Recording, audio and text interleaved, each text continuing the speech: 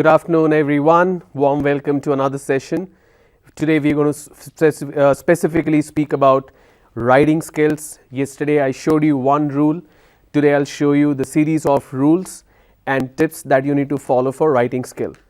Why is this writing skill is going to be instrumental? Why it is important? It's important because of two reasons. One is from your selection criteria. There are some companies like Capgemini, A.P.S.S.D.C, TCS, which will ask you to write extensive emails or passage, paragraph, essays, so on and so forth. For that, you need to be perfect with writing skills. What we are going to learn in writing skill is aspects in terms of sentence construction. Number two, absolute and accurate punctuation. I got an information yesterday that some students have been getting rejected in some colleges through the drive mock test because they are making lot of punctuation mistakes. A punctuation mistake can lead to change in meaning or change in interpretation of a sentence. If your grammar is not accurate, it will not convey the right meaning. If the punctuation is inaccurate, obviously that will lead to errors. If I have to give an example of TCS exam in their email writing skills, TCS has a series of questions on aptitude and they have an email that you need to write. In this email, they specifically check for grammar errors, they check for spelling errors, and more importantly, they check for punctuation errors. What do we mean by punctuation? By punctuation, we mean a full stop, comma, apostrophe, dashes, all these aspects, or hyphens, all these aspects come under punctuation. When should you use the punctuation? What are the rules that you need to follow in punctuation? I want to give you a quick example in terms of mistakes that people do in terms of punctuation. Say for example, I have a sentence which is, I have a pen. So basically I am talking about I have a pen, I have a book, and I have a laptop. I am talking about 1, 2 and 3 different objects. So what do? I mention or I write I have a pen, comma, I'm sorry,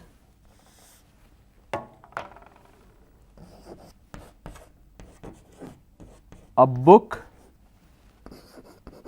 and a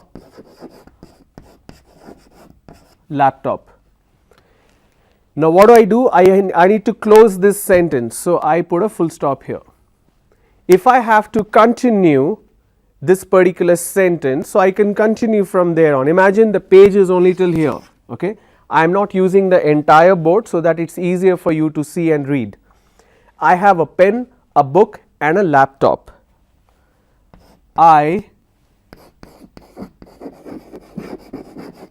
bought them last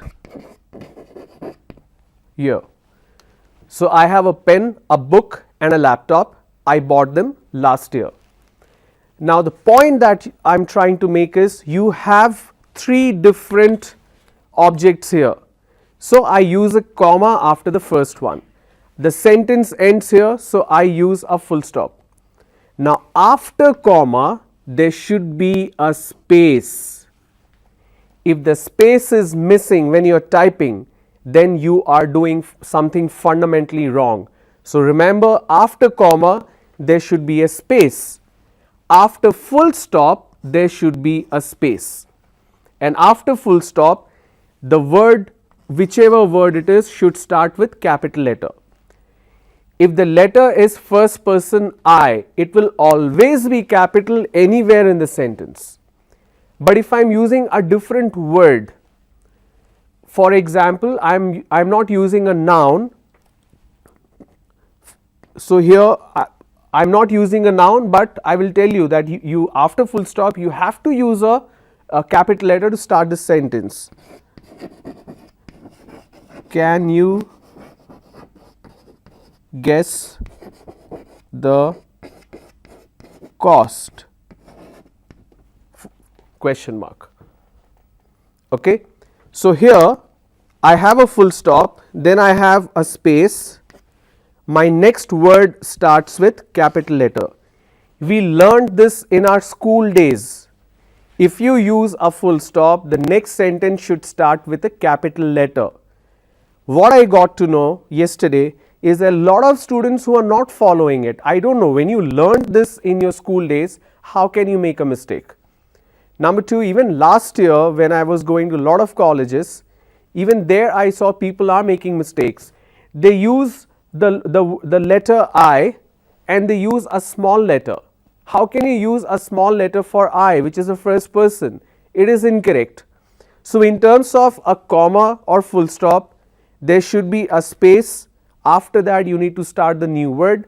After full stop, it should start with a capital letter. The first letter of the word should be capital. After the comma, there should be a space, and the next word will be a capital letter if it's a noun, a definite noun. Okay. In this case, it's an article. That's why I will not use that.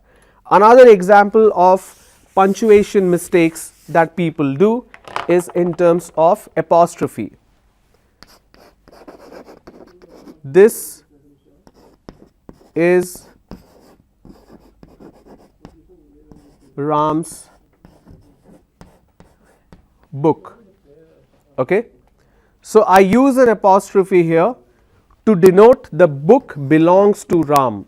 This is Ram's book. I can either say the book belongs to Ram, or I can say this is Ram's book. I use an apostrophe. I am using an apostrophe because this particular noun is singular. So, I am using apostrophe S because Ram is singular. What if the noun is plural? This is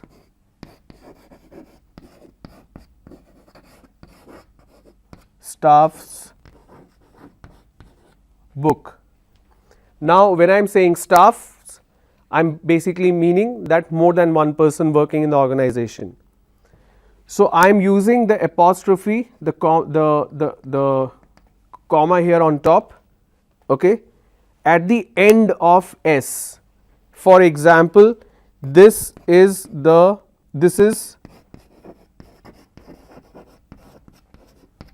students program. This is students program. So, when I say students, I am already using a plural form. I will not use the S here.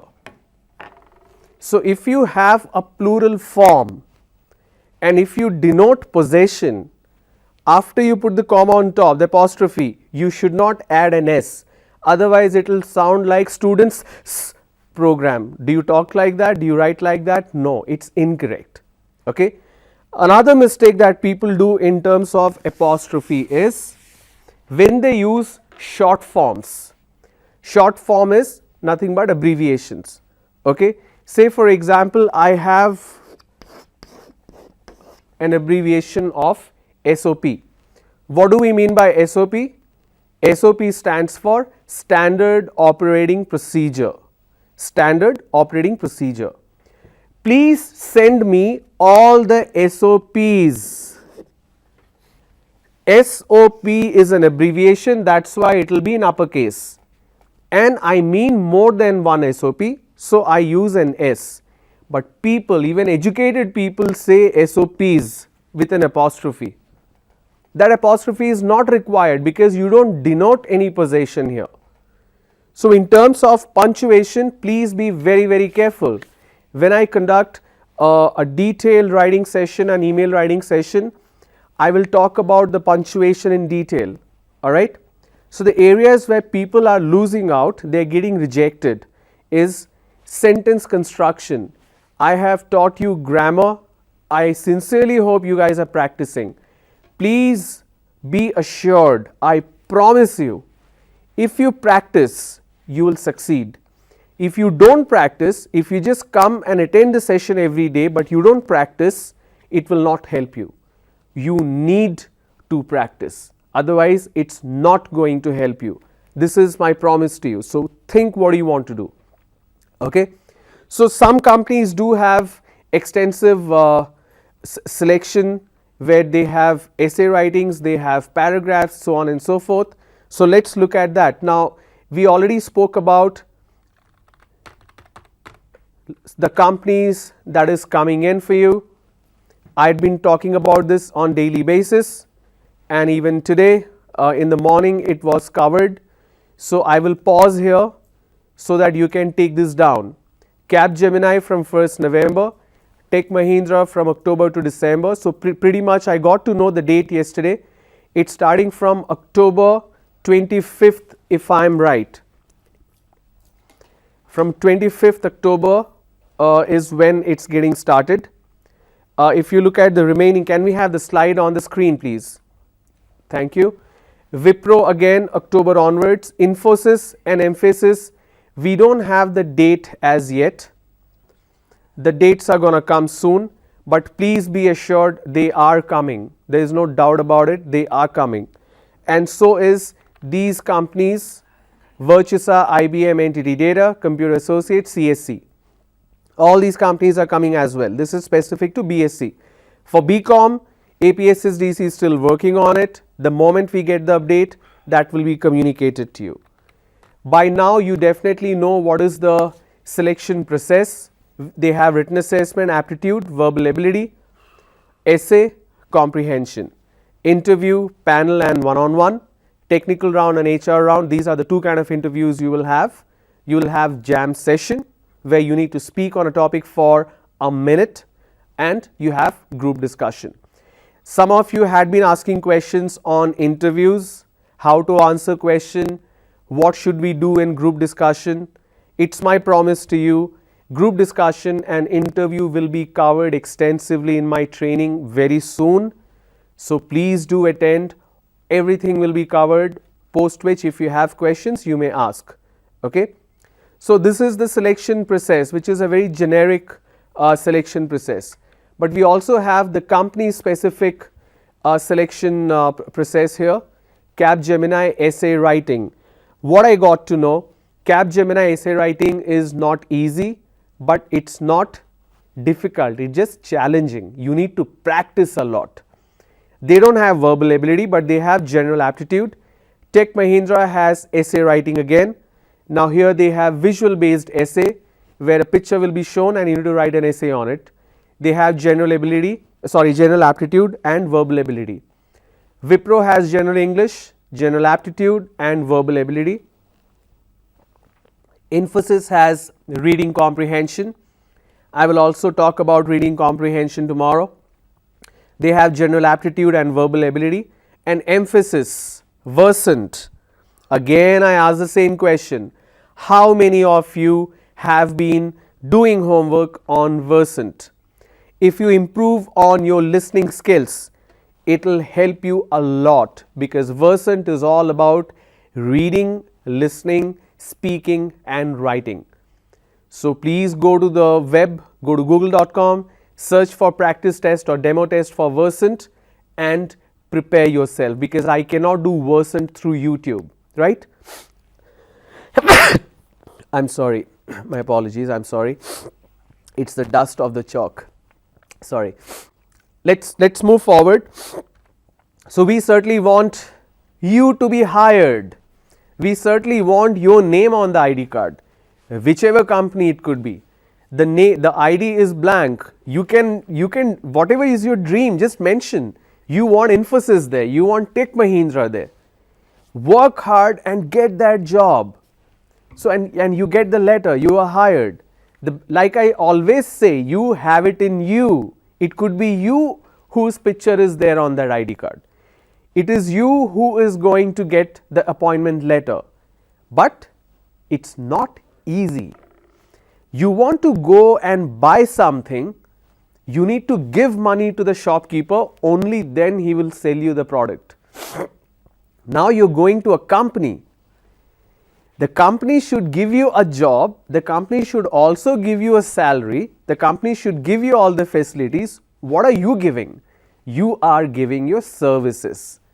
On what basis will the company know you are good at giving your services? Your knowledge is good. These selection criteria will basically gauge you. These selection criteria will basically judge you how good you are. Each one of you who are sitting in the classroom right now, those who had been attending all the sessions, today is my day 11, those who are attending all the sessions, you are serious about it. That's why you're spending time. You are giving 3 plus almost 4, 7 hours of your day every day for your own development. This development will lead to success. So be passionate, work hard. When you work hard, there is nothing that comes in between you and the success. And the most important thing, please don't fear. Don't fear the person sitting next to you. Don't fear the person asking question in front of you. Don't fear the trainer training you right now. That is me. Don't hesitate. Don't fear. If you hesitate, it's still fine, because hesitation means you think for a while, you pause and then you start again, which is fine. But please don't fear. Grow that courage. Believe in yourself. Alright. So I'm going to quickly change my PowerPoint so that I can get started with writing skills for you. Just a moment.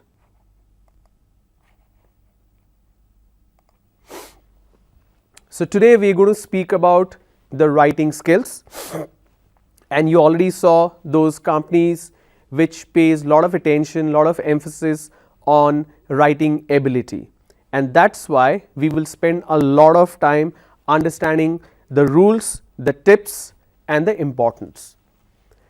So at 3 o'clock, it's 2:20 right now. I did the introduction part. So at 3 o'clock we will take a quick break. Alright. After the break, the lines will be opened up for interaction. I will take 5 to 6 questions after we come back from break. So this is how our day will progress. Now you will ask, sir, yesterday throughout the day you were asking question. Yes, yesterday I was wanting to test how the interactive session works, and I think it worked pretty well. I pretty much answered all the questions. Those who got through, I answered all the questions.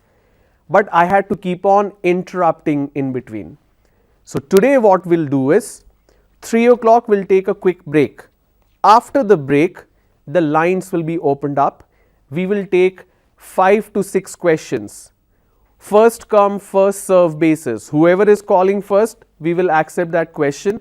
So one after another, I will take 5 to 6 questions, and then I will, once I'm done taking all the questions, then I will answer each question one by one.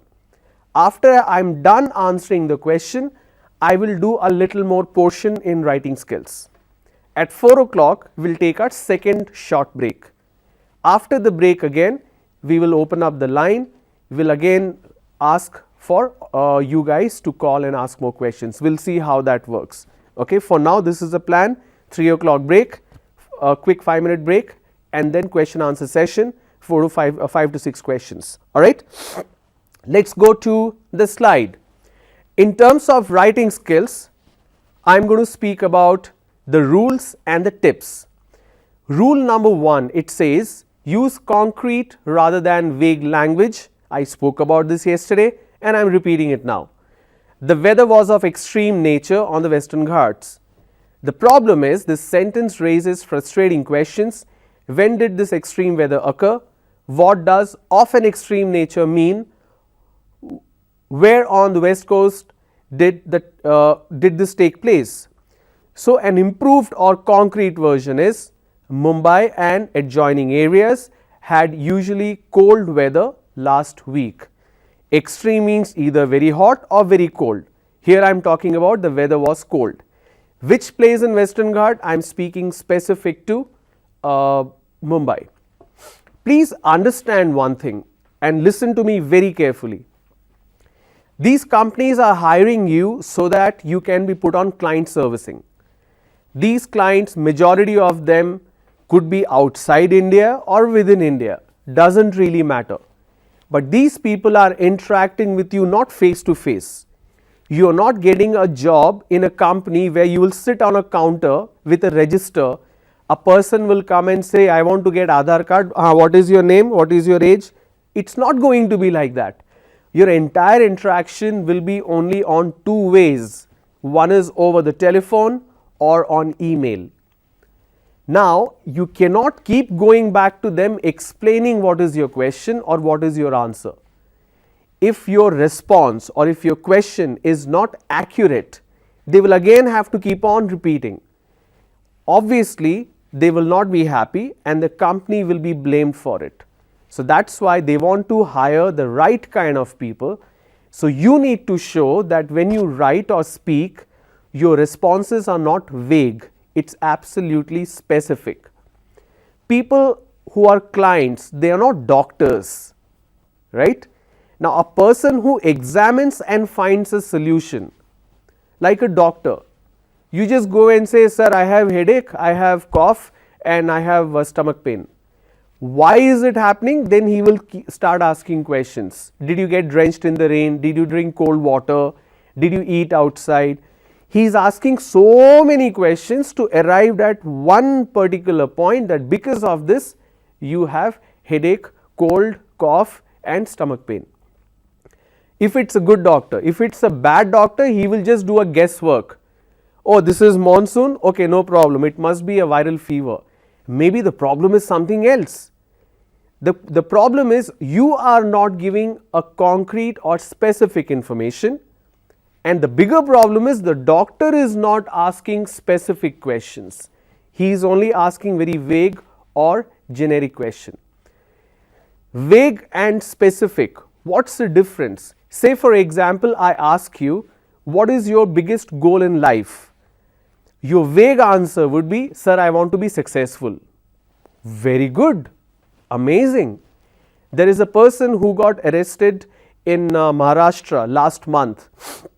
Okay, this is an example, but it's a real story. So he was arrested because he committed some 14 or 15 murders, okay, and he's a doctor. If you ask him what is your success rate or what is your success definition, he will say keep on murdering more people without getting caught. Is that the success you want? Definitely not. Then what do we mean by success? Success differs from one person to another, right? So for you, the success could be different. For me, the success is different. So it's a very vague answer. You have to be specific. What is your interview, they ask? What is your biggest goal in life? What is your long-term goal? What is your short-term goal? Sir, my long-term goal is I want to learn, my short-term goal is I want to learn 3 different technologies in next 1 year. And my long-term goal is I want to be a subject matter expert in one of the technology and I want to have my own team. Now your goal is very specific, right? So you need to be specific when you write and when you speak. If you're speaking to your friends, it's fine. But when you're writing something, it has to be specific. So rule number 1 of essay writing, use concrete rather than vague language. All right. Let's move to rule number 2. Okay. Rule number 2, can we have the slide? Okay. So this was rule number 1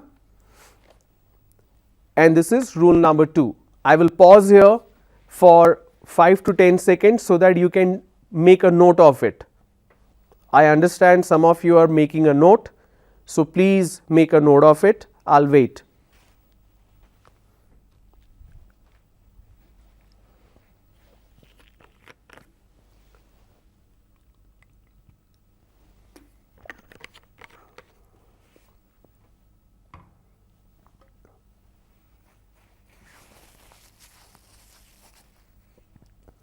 Rule number 2 says, use active voice whenever possible.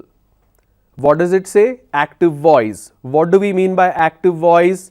Active voice means the subject is performing the verb. Passive voice means the subject receives the action. So active means the subject is performing the action, the verb, and passive means the subject is receiving the action. I gave you the example 3-4 days ago. The cat ate the rat. The rat was eaten by the cat. Okay? So, it takes more number of words, it may not convey a direct meaning, but what should you prefer is an active voice. Alright, let us look at the slide. So, you have an active sentence, Barry hit the ball. Passive, the ball was hit by Harry. So, maybe the word is missing here, the ball was hit, because I am trying to tell you, if you use the same number of words in passive voice, the entire message will not be conveyed. In active, I say Barry hit the ball, 4 words. Passive, the ball was hit, which is 4 words again. But who hit the ball? It's not clear at all. That's why you should prefer active voice, because if you have to convey the entire message on passive voice, you need to use more number of words. More the number of words you used, the chances of making a mistake is higher.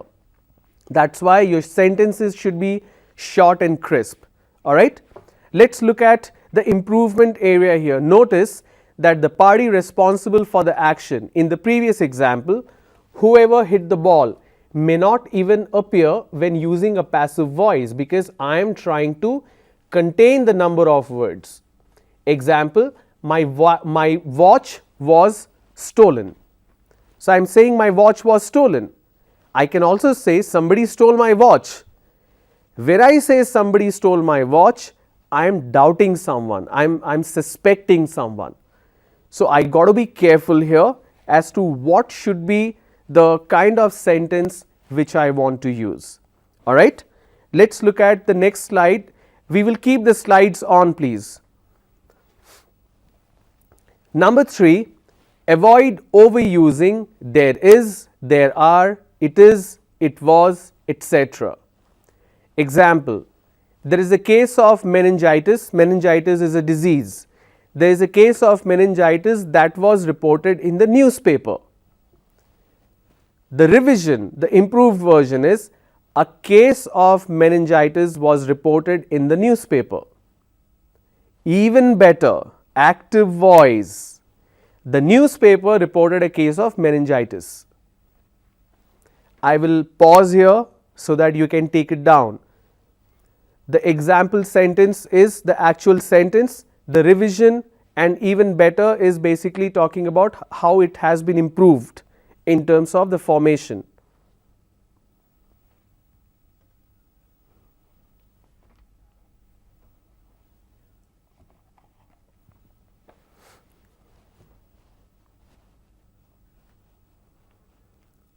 Okay. So, avoid overusing there is, there are, it is, it was, etc. Example, there is a case of meningitis that was reported in the newspaper. Revision, a case of meningitis was reported in the newspaper. Active voice, the newspaper reported a case of meningitis. So, basically you are using an active voice, you are reducing the number of words. Check the example sentence. How many words do we have? 1, 2, 3, 4, 5, 6, 7, 8, 9, 10, 11, almost 11 to 12 words. And the last one, 3, 5, 7. So, we have only 7 words compared to 11 to 12 words, right. So, almost 40 to 45% reduction in the number of words. That is why I say rule number 3, avoid overusing some of these phrases. Example, it is important to signal before making a left turn. In India, I know people do not do that, but that is important. The rule says you have to use the signal if you turn left, if you turn right. In India, people put right signal and they go left. Some people, they show left hand, right signal, but they go straight. So, that is why we have so many accidents. People do not care about rules, but if you do not care about rules in English grammar, you will lose points. So, please do follow rules here. So, example, let us look at it. It is important to signal before making a left turn. Revision, signaling before making a left turn is important, or signaling before a left turn is important, or you should signal before making a left turn. So what happened here? Instead of it is important, I replace that as you should signal, because when you say it is important, who is doing it? You are doing it, right? So that's why it's a much more improved version. Okay, another example. There are some revisions that must be made. Revision, passive voice. Some revisions must be made. An active voice, please make some revisions. Absolutely direct sentence. No confusion, no beating around the bush, no indirect speech. Absolutely direct instruction, please make some revisions. Alright. I hope you have noted this down. I am going to rule number 4. We will keep the presentation on for a while, sir. Okay, rule number 4. To avoid confusion, don't use two negative, I repeat, to avoid confusion, don't use two negatives to make a positive without a good reason. There are a lot of people who use two negatives and it actually doesn't convey anything. For example, he is not unwilling to help. He is not unwilling to help. What does it mean? It basically means he is willing to help. So you are basically using two negative terms. So one term is here not and the other one is unwilling. That is not needed. When you say not unwilling, it basically means willing. So why do you have to like go round and round and make one small and a very crisp sentence? How many words do we have? We have 5. Here we have 6. Here we have 5. But the biggest difference is interpretation. The person who receives the information will forever be confused. What exactly are you trying to say? He is not unwilling to help. He is not unwilling to miss out. That means he wants to come. So if you ask that I am planning my birthday celebration, do you think he will come? And you say I don't think he is unwilling to miss out. That means he is willing to come, but it conveys a very confused meaning, right? That's why please use straightforward sentences and avoid two negatives. Clear? Let's look at rule number 5 now. Use consistent grammatical form when offering several ideas. This is called parallel construction. A parallel construction basically means a consistency in grammatical forms. Okay? Correct. The correct sentence: I admire people who are honest, reliable and sincere. Incorrect. I admire people who are honest, reliable and have sincerity. What is the difference here? Let's keep the presentation on. Sir, let's keep the presentation on. They need to take this down. Please make a note of this. Then I will explain why the first example is correct and why the second example is incorrect.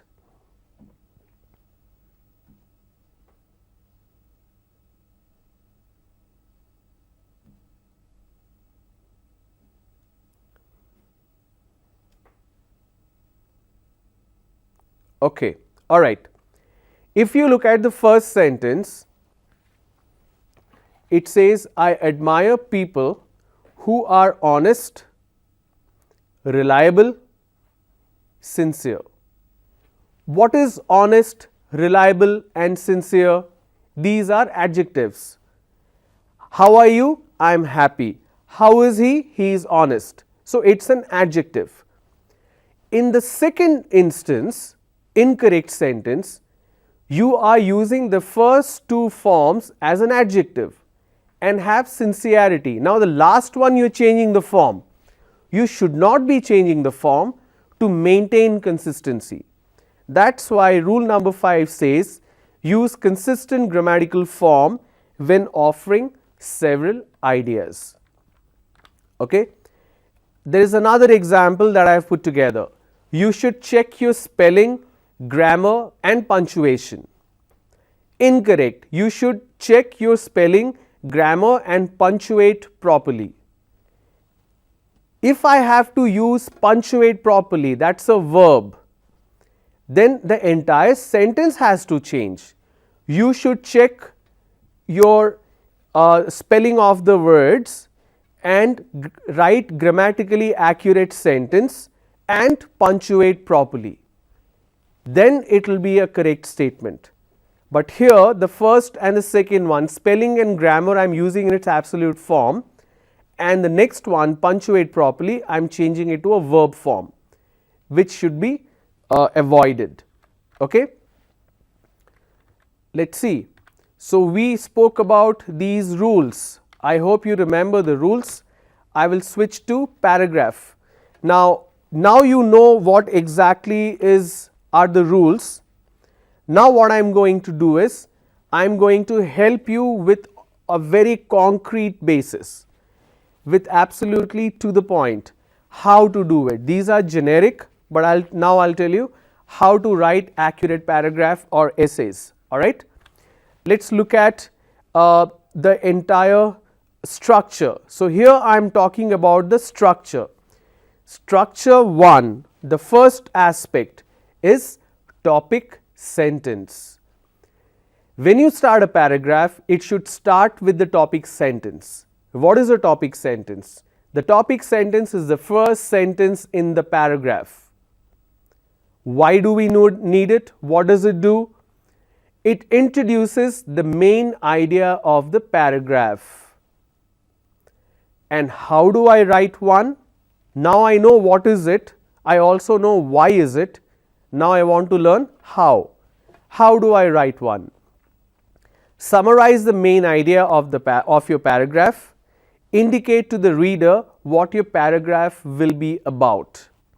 Say for example, you get a question, write a paragraph on education system of India.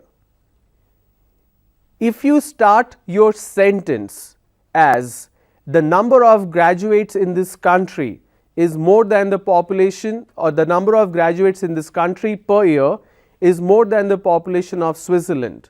The reason we have more number of graduates coming out of the colleges is because a very liberal way of providing education. There is no strict guideline, because if you look at it, the number of people who clear exams is actually higher, but the number of students who actually have the exact good knowledge is actually less, which means everybody is scoring 80%, 90%. You go to Delhi University, the cutoff is 100% in some of the colleges, and the entire admission is full. That means everybody is scoring 100%. Wow! Then why don't we have good number of researchers in India? Why don't we have innovations in India? Why do I see all the breathtaking innovation and inventions happening outside India now? We are only borrowing ideas and suggestions from people outside India, but within India we are not inventing anything. Very, very few. Indians are inventing, Indians are innovating, but not in India. They are going abroad and they are doing it, which means something is really wrong with the way our education system is built. I learnt lot of things in my entire 15 years of education. How much of it I am applying in my training? Nothing. I was not taught in my school and college how to speak. They should have taught me. They should teach you. That's not happening, but now things are changing. So if the paragraph is about education system in India, and you start with your paragraph with comparative study of number of graduates in India, technology, innovation, invention, the reader will be confused. What is it all about? When the reader reads the first two lines, he should get a clear idea of what the paragraph topic is. If he is able to guess what is the paragraph's topic, that means you have written an accurate paragraph and you have started really well. So that's why, let's go back to the slide. The topic sentence is very, very important. The topic sentence is the first sentence in the paragraph. It introduces the main idea of the paragraph. How should you write it? You summarize the main idea of the paragraph, indicate to the reader what your paragraph will be about.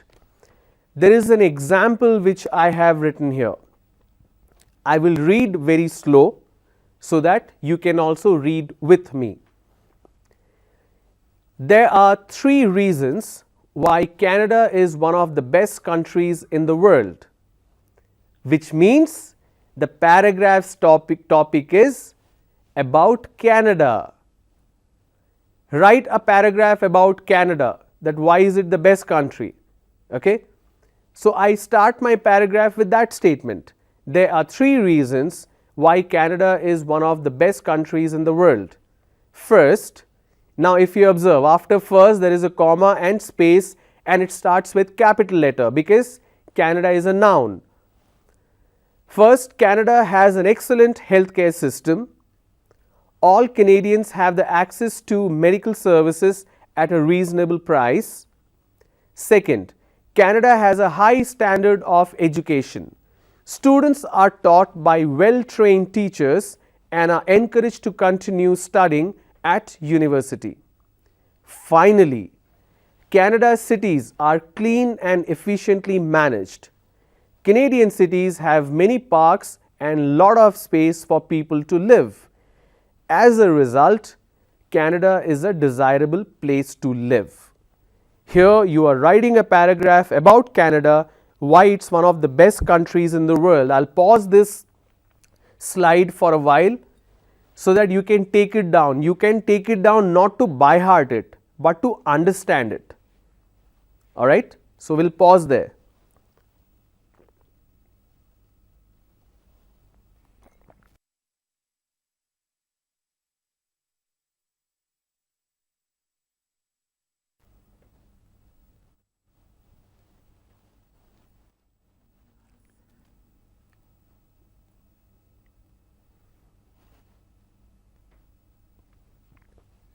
Alright. So in this entire paragraph, pay closer attention to the punctuations. Okay. So line number 2, you have first, comma, space, Canada. Line number 3, excellent healthcare system, full stop, next word starts with capital letter. All Canadians have access to medical services at a reasonable price, full stop, space, again capital letter, second, comma, space, capital letter.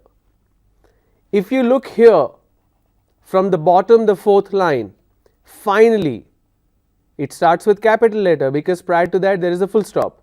Finally, full stop, comma, Canada's cities, which means here the city belongs to Canada. The cities are in Canada. So I use an apostrophe S because it's only one country I'm talking about. So you see, when I'm using a comma, there is a space after that. When I'm using a full stop, there is a space after that.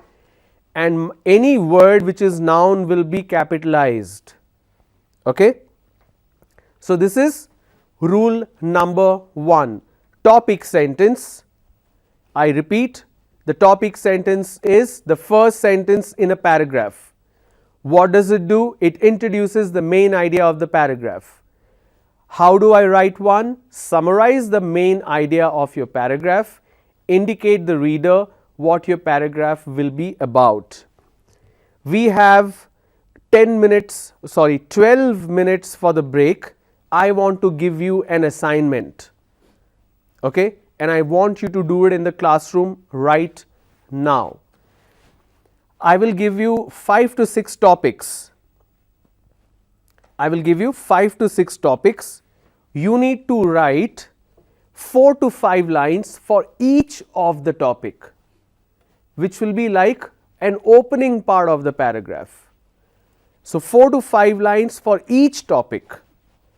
But in this 4 to 5 line, the first sentence will be the topic sentence. I repeat what the assignment is about. I am going to give you 4 to 5 topics now. For each of the topic, you need to write a 4 to 5 line paragraph. In this 4 to 5 line paragraph, the first sentence will be the topic sentence. Clear? Great. And I will keep the presentation on for you so that you can take references. Not right now, I can be seen on the screen right now. So topic number 1 for you is, topic number 1, can I have myself on the screen please? Thank you. The topic number 1 is, you need to write a paragraph, a short paragraph. All these are short paragraphs. Write a short paragraph on topic number 1, campus recruitment training. First paragraph on campus recruitment training. Paragraph number 2, about practical knowledge in education system. The importance of practical knowledge in education system. So the first one is campus recruitment training. The second one is importance of practical learning in education system. Okay.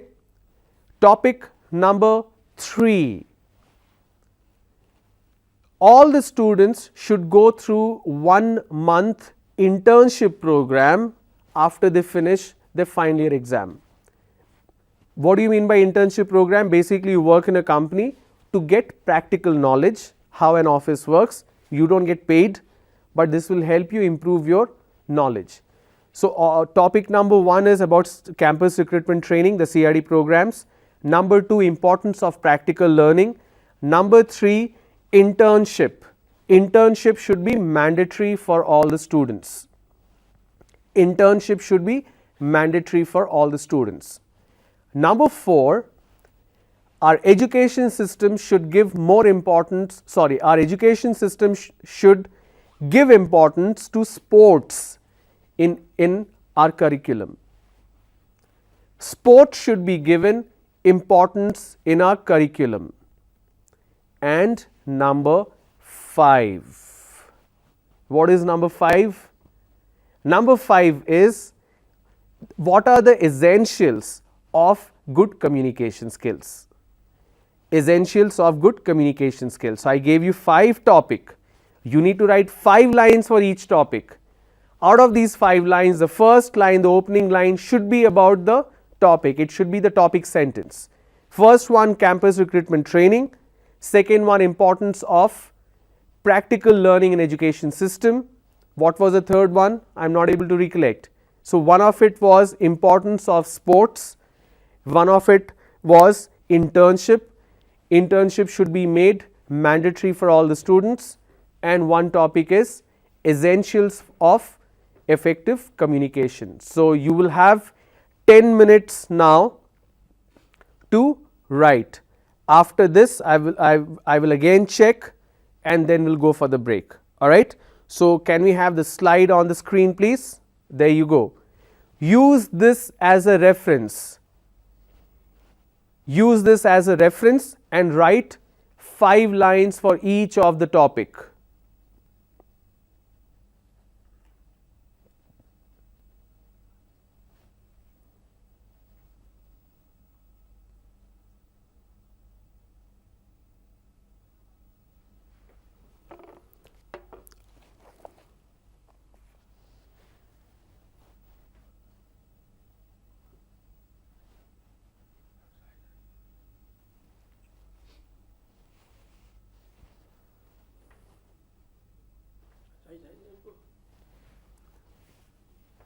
मैं बैठ जाऊँगा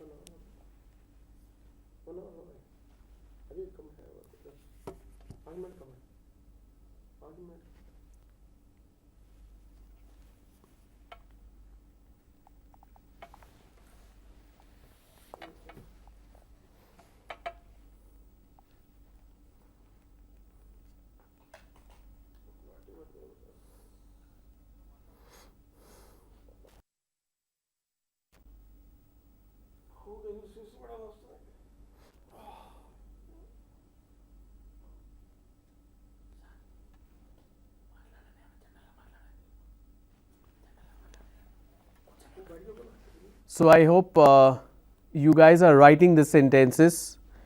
If you have a faculty member in your classroom, I request the faculty member to supervise and ensure that the students are writing, because if you do not practice, it's not going to help you at all.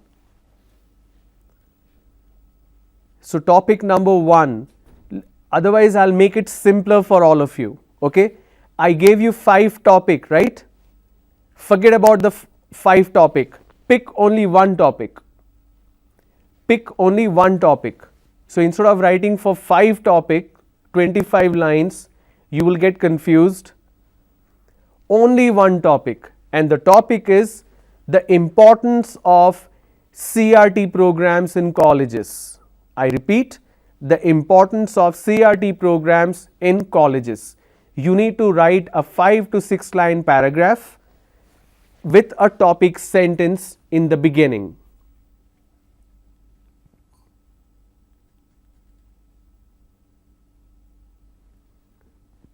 The topic is importance of CRT programs. CRT means campus recruitment training. Importance of CRT programs.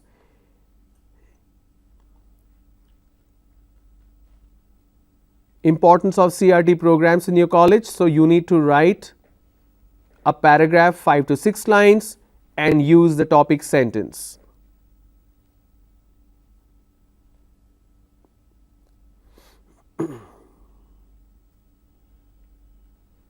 It's not very difficult if you think you can write, but if you don't practice, it will not help you at all.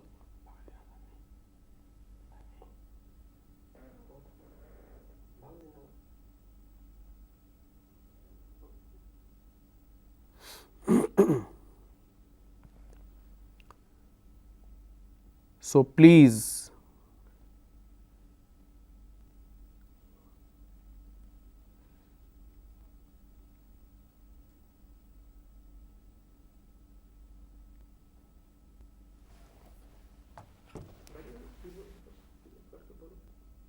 बैठ के ही बोलो मेरे को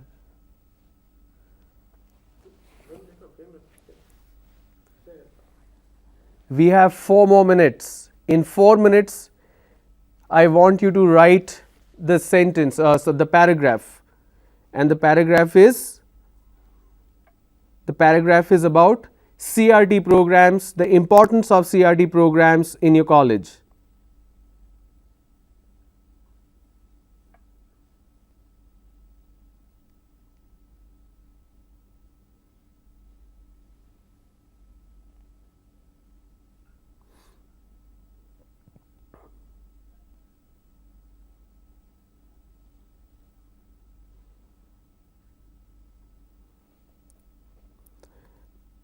After the break, when we start the interactive session, I will see if I can ask you guys any questions. Probably that way I will know if you are learning, if you are implementing.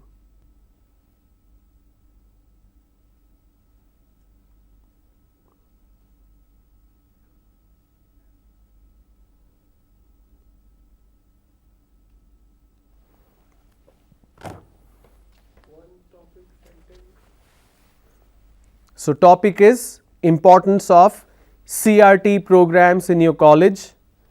The paragraph should have 5 to 6 lines and the opening line should be topic sentence. What is a topic sentence? The topic sentence is the first sentence in a paragraph. The importance is it introduces the main idea of the paragraph. How do I write? summarize the main idea of the paragraph, indicate to the reader what your paragraph will be about. It's not difficult, it's fairly simple. So please write a perfect sentence. Ensure your punctuation is correct and there are no punctuation mistakes.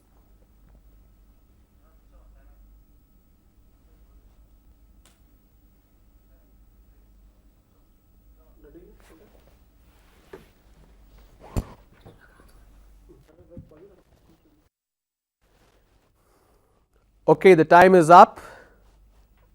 The time is up. I hope you have written some paragraphs. Now, every day I will be giving you some assignments. What I want you guys to do is speak to your coordinator and ask them. You have a coordinator, you have a faculty in your college, right?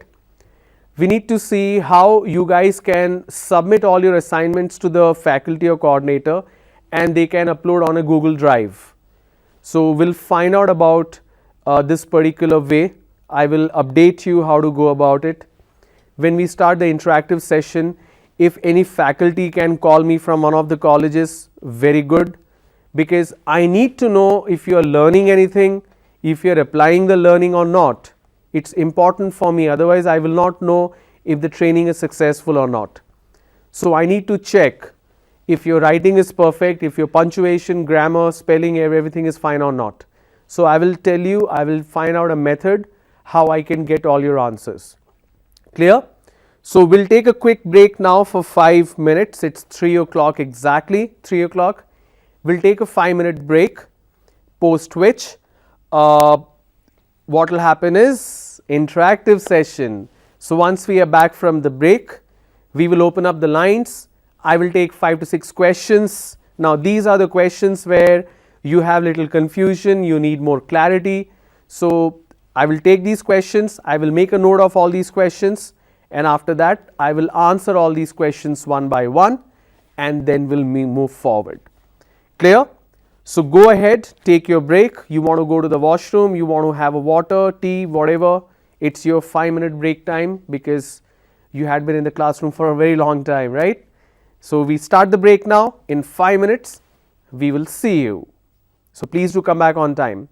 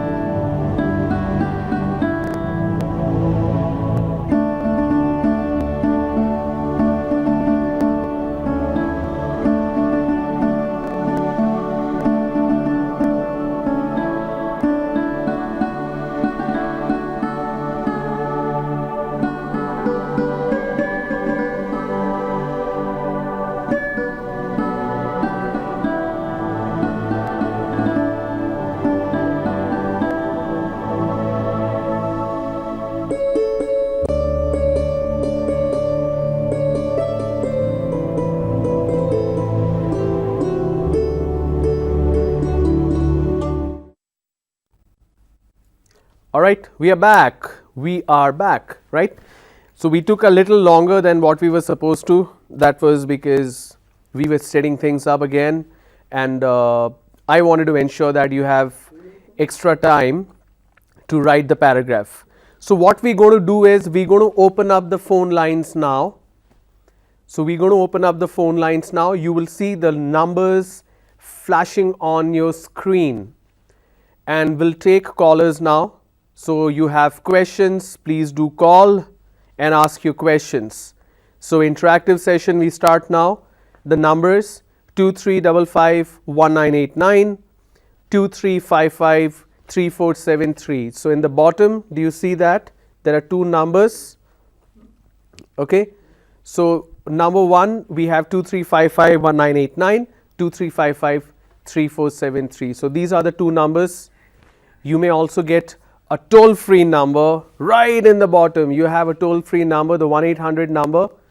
If you use the toll-free number, you don't have to pay for the calls.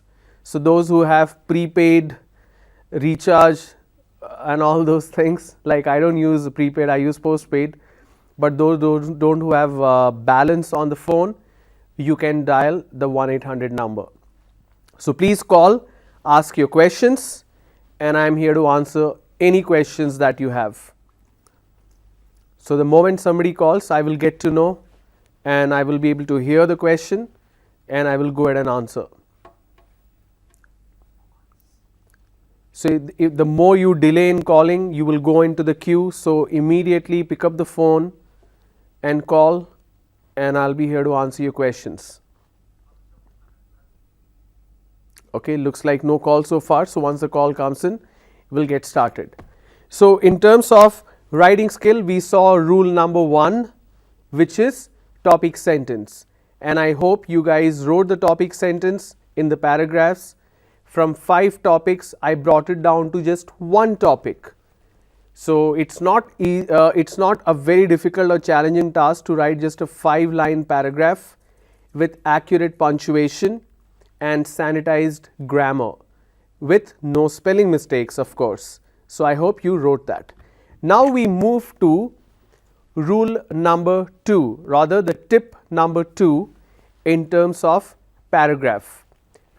I will continue with my training, with my delivery, and if anybody calls, I will pause and answer the questions asked on the calls. All right? Okay, we have a caller. Hello? Disconnected. Okay. So if a caller comes in, I will answer the questions. So can we have the slide on the screen, please? We have supporting details. We can continue to show the call number, sir. Let's have that so that they can also call. Sorry. I'm sorry. So rule number 2 is supporting details. What are the supporting sentences? They come after the topic sentence, making up the body of the paragraph. Now the difference between essay and paragraph is 2 to 3 paragraphs make one essay. When you say a paragraph writing, it's just one paragraph. All right. So after you're done with the topic sentence, you need to write the supporting details. What are the supporting details? The supporting details are supporting sentences. They come after the topic sentence, making up the body of the paragraph. What do? They give details of, develop and support the main idea of the paragraph. So what is the function of supporting details? They give details to develop and support the main idea. We have a caller. Good afternoon. Good afternoon. Can you speak a little louder, please? Good afternoon, sir. Good afternoon, ma'am. I have a question, sir. Yes, ma'am. Please go ahead. Whenever we use could and would in our paragraph, Where do you use good? could, would, should, when that time we are using that word, sir? Okay, so your question is the difference between COULD, WOULD, SHOULD, right? Yes, sir. Is that your question? Yes, sir. What is your name, ma'am? Anjali, sir. Anjali, where are you calling from? Rani Tirumal Devi College, sir. Where is it located? Prodhutur, sir. Okay, all right, thank you. And did you do the assignment of the paragraph writing? Sir? I just gave an assignment of writing a paragraph. Did you do that? Ah, okay, sir. I will try, sir. It's not I will write. I gave a 10-minute break and you should have written the paragraph in that break time. So my question Okay. is, did you write it? I will write it, sir. You will write it. That means you did not write it so far. Okay. I write. Okay, all right. So the question Anjali is asking, when should we use could, would and should? So we have could, would and should. Could is a form which comes from can. Would is a form which comes from will. And should is a form which comes from shall. I can do it means you're talking about now or later. I could do it. Yes, I could do it. That means you're talking about the past tense. So could you use derived from can and you're using it for past tense. Will, that means you will do it later. You use would to denote something that you may do or you will most likely to do it. For example, once the training is over, I would like to answer questions. When I say I would like to answer questions, that means if I can answer, I will answer, otherwise I will not. So will becomes would, can becomes could, shall becomes should. Should means compulsion. I should come at 5 p.m. You should give the money back to me once you are done and you should return back the money. So we use these forms to denote different expressions. Okay, so I hope that was helpful. Can becomes could. Okay, we have a caller. Good afternoon. Hello. Hello, very good afternoon, Ron. Can you speak a little louder, please? Very good afternoon, Ron. Yes, good afternoon, sir. What's your name? My name is Vinod. Vinod, you called yesterday as well, right? Yes. Yes, Vinod, what's your question? See, I have a couple of questions for you, Ron, today. Yes. See, I want to know how to efficiently convert active voice into passive voice and vice versa while writing an essay. Okay, how to effectively convert Yes. an active to passive or and passive to active, both. Vice versa, both. Okay, while writing, right? An essay, yes. Okay, thank you, Vinod. Thanks for the question. And there are, Yes, you have another question? what's the exact difference between ache and pain, like headache and stomach pain? I mean, what's the exact difference? Why to use two Okay, different words? all right. And the other one is, in the previous essay you showed, there is a sentence in the third reason. Canadian cities have many parks and lots of space, right? Yeah. My doubt is, why to use lot there? We can use lot of space, right? What was the sentence again that you saw? Canadian cities have many parks and lots of space for people to live. It was in third reason, I believe. I'm just trying to read that. Okay. Canadian cities are clean and efficiently managed. Canadian cities have many parks and lots of space. Why to use lots there instead of, we can use it lot, right? Lot of space for people to live, right? Okay, yeah. Okay, I'll answer all your questions. I'm just taking it down. Okay. Any more questions you have? The efficient way to use there is an article in the newspaper is the right form, but we can also use there is an article in newspaper, right?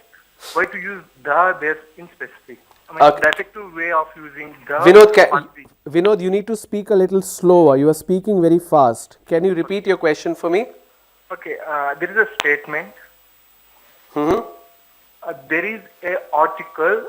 There is an article in the newspaper. Okay. But I mean, we can use there is an article in newspaper. Why to use the or the effective uses of the word the? I just want to know. Okay. Any more questions? While in an interview, while facing an interview, the shortcut methods like gonna, wanna, was it appropriate to use that sort of words or was it prohibited? Okay. Anything else? Nothing. Okay. This is like a grocery store, one after another. I like questions. So thanks, Vinod. Thanks for asking all these questions. I will pick one by one. I want to go backward. Okay. So one of the question Vinod asked, and we need to hold on to the next calls, please. I want to finish answering these questions and then we'll take the next caller. So one of the question is, in interview, can I use the forms I'm gonna, and I want a bucket of water, I want a cup of tea, I'm gonna go. In an interview or any kind of formal conversation, please do not use these forms. These are informal forms of conversation. I'm gonna do it, I wanna, these are American slangs. So please avoid it in all kind of interviews, GDs or any kind of professional conversation. If you're speaking to your boss, if you're speaking to your AVP, vice president, somebody from HR in your work environment, in an organization, please don't use it. Don't even write it on a text message or an email. Text message to friend is fine, but formal text message, please do not use these forms. Okay. Next question you asked, the usage of the. Why should I use article in the newspaper rather than article in newspaper? If you remember, when I speak about article, there are two kind of articles. One is definite and the second one is generic or specific or generic. Generic is a and an. Definite is the. The means I am talking about specific, absolutely specific. If I say, please give me a chalk piece, I can give either of these, doesn't matter. If he says, please give me the chalk piece, now I will ask, what do you mean give me the chalk piece? You want this or this? Which means I am talking about specific one. If I have multiple chalk piece, if you can see this, I have white, if it's clear, I have white, I have yellow and I have blue. There you go. Okay. I have white, yellow and blue. If I say please give me the blue chalk piece, that means I am specifically pointing at the blue chalk piece here. So the is a definite form. Please give me the book, that means I am asking about one particular book. The article was published in the newspaper means it's one specific newspaper. It could be Indian Express, it could be Deccan Chronicle, it could be Times of India, I don't know. But in the newspaper I am talking about one specific newspaper. Okay. The next question was, in this sentence it says a lots of Canadian cities have many parks. Oh, thank you so much. See, the technicians are working so hard. They are on the toes. They immediately flashed it on the screen. Can we have that on the screen, please? The third last line. Canadian cities have many parks and lots of space. And lots of space. Alright. So Vinod's question is, why does it say lots of space instead of lot of space? The reason is count and non-count noun, if you remember. If I am using lot of space, I need to use the article a. This a I will use. For example, I cannot count water. I need to add a count noun. Please give me a bottle of water. Please give me a cup of tea. There are a lot of space. There are a lot of problem I am facing or she is facing. They are facing lots of problem. They are facing a lot of problems. So if I am using LOT lot, I need to have an article in front. In this case, it's LOTS plural form. I will not use a. So that's the answer. Then active to passive, passive to active, how to be effective while we speak and while we write. You need to use discretion. Discretion basically means a decision based on the situation. When to use active voice, when to use passive voice. Active you will always use. Passive you will use when you think it's necessary. I will give you a quick example. Active voice, oh we have a caller, let me answer that call and I will come back. Yes, good afternoon, hello. Hi. Hello. Yes. Good evening, sir. Good evening, ma'am. What's your name? My name is Kusma. Kusuma, you're calling again. Great. Thank you so much. What's your question? My doubt is when a topic is given to make a paragraph and we don't have any idea about it, then what we should do at that time to write the 2 or 3 lines about it. Okay. So if I heard you right, you are asking if you don't have any idea about the topic of the paragraph, what should you write? Yes, sir. Okay. Kusuma, the bad news here is you cannot write anything if you don't know about the topic. The bigger bad news is you need to know about the topic. The topic that you will get in these kind of assessments will be a very, very general topic. That's why I keep on saying improve on your general awareness. Please read newspapers, magazines, be aware what is happening around you. Because it's possible the topic of the paragraph will be on something about general knowledge. So you would need to know that. If you don't know about it, obviously you cannot write. You need to have little knowledge. Otherwise you will end up repeating just the opening statement. So building on your general knowledge is important in order to write. If you don't know, obviously you won't be able to write anything. Alright. So I hope I answered. So active to passive, you will use active most of the time. You will use passive when you think it's necessary. Say for example, I say I lost my cell phone. I lost my cell phone. This is active voice. Passive is somebody stole my cell phone. Now what happens?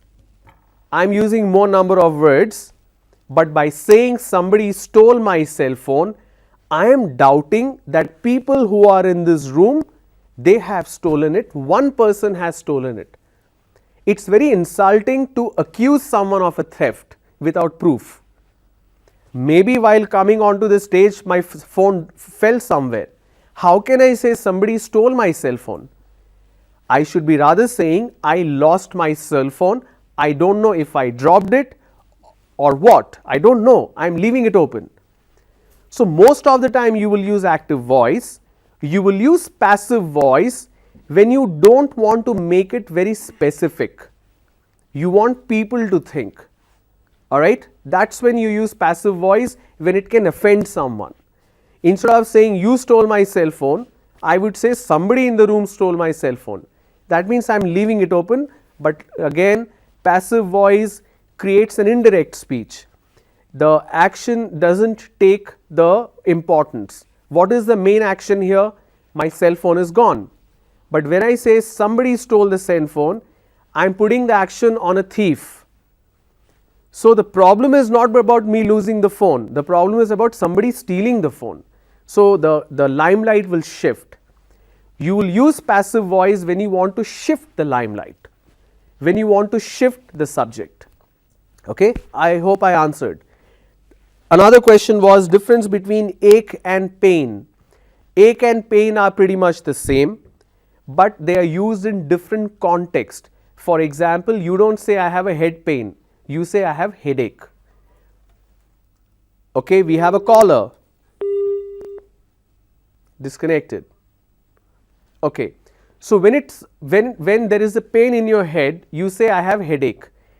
You either say stomach ache or stomach pain, both are fine, but ache is usually for heart, not like the real pain, but those movie, the girlfriend boyfriend, hero heroine pain, we say my heart is paining, that's an ache, that's called an heartache. Alright, just want to give that example. Yes, we have a caller. Hello. Yes ma'am, good afternoon. Good afternoon, sir. Hello. Yes ma'am, please go ahead, I'm listening to you. Sir, in campus interviews,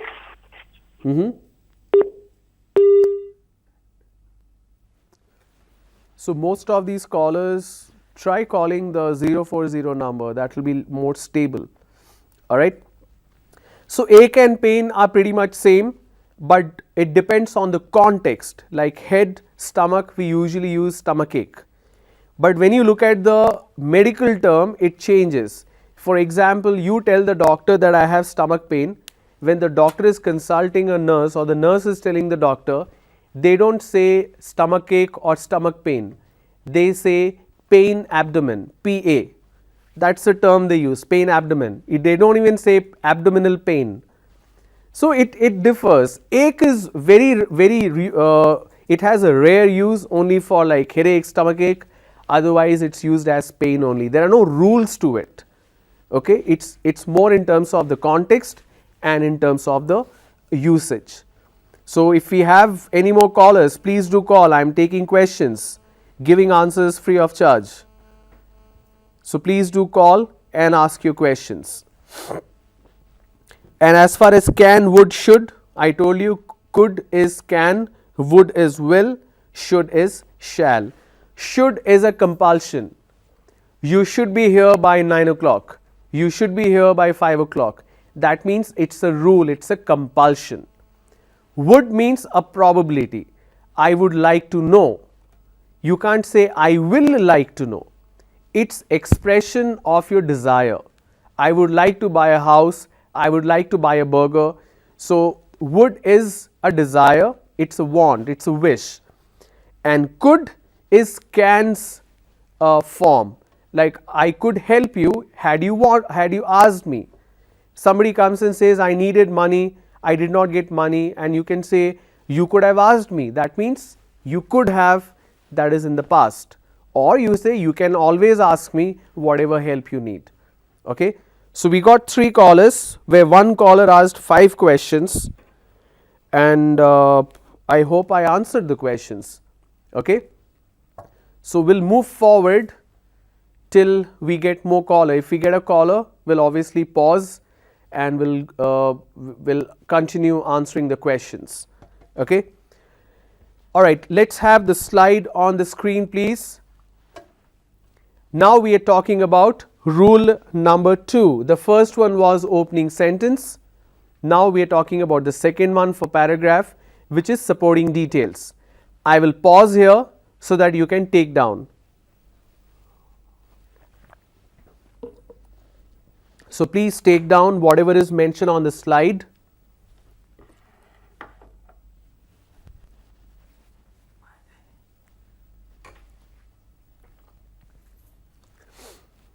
Okay, I'll read it out. Supporting details. What are supporting sentences? They come after the topic sentence, making up the body of the paragraph. What do? They give details to develop and support the main idea of the paragraph, which means the main content of the paragraph is all supporting details. How do I write them?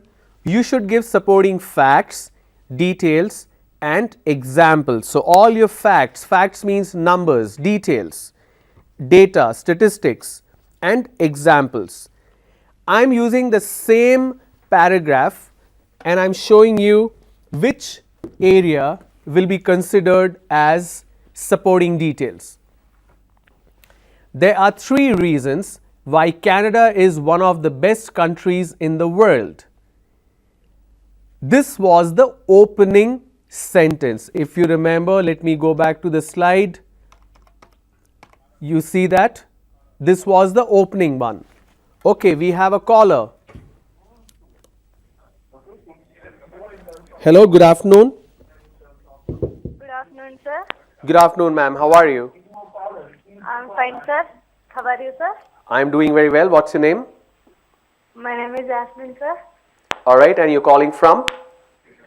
Chittoor district, near Manantali, sir. All right. What is your question, ma'am?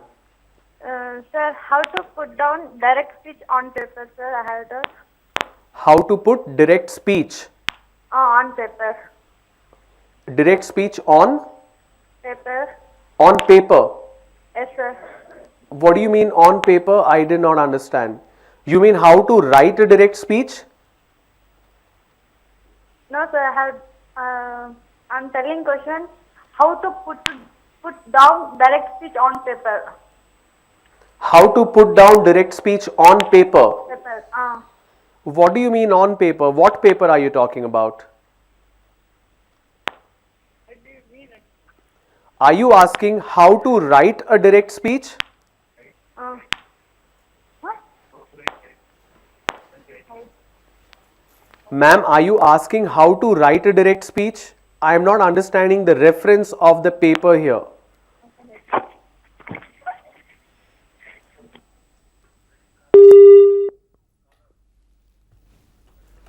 Okay, whenever you guys call and ask questions, please try to be little clear. If I am not understanding, obviously I will ask you, you need to answer. So I did not understand how to put down direct speech on paper. I did not understand. That's why I asked, do you mean how to write a direct speech? But I did not get any confirmation. So obviously the call got disconnected after that. Let's go back to the slide. Meanwhile, if somebody calls, I will answer. In this slide, the same paragraph is used, but here I have highlighted the supporting details.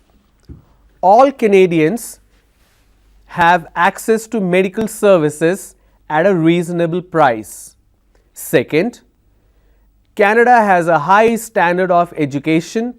Students are taught by well-trained teachers and encouraged to continue studying at university.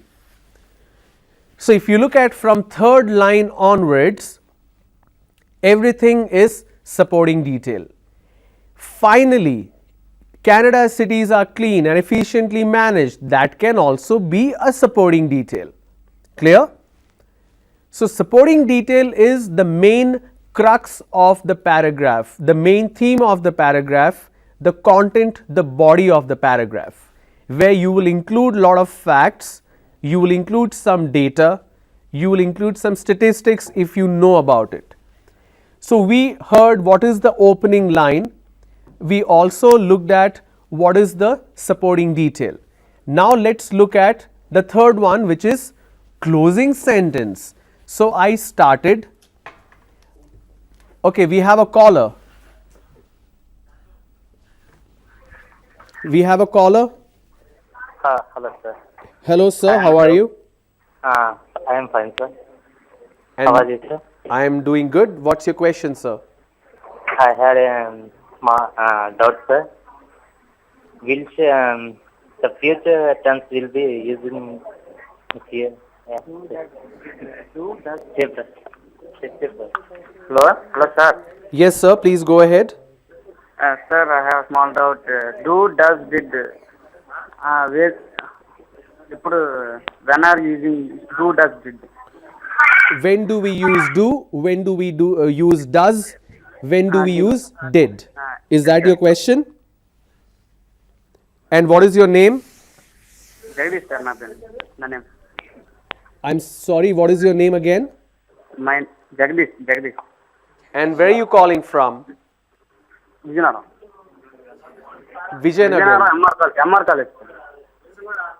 MR College, Maharaja College, Yes, sir. near the clock tower. Yes, sir. Oh, very good. I was there in that college for 6 days last year. I think this year, sorry. Okay.